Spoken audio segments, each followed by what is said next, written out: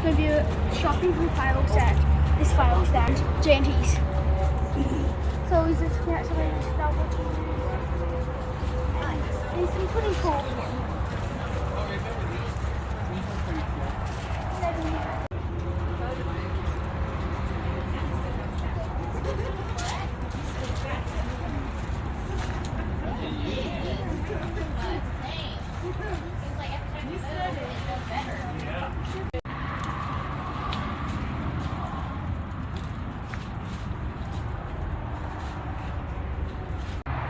J&T's Fireworks, we bought quite a lot of stuff.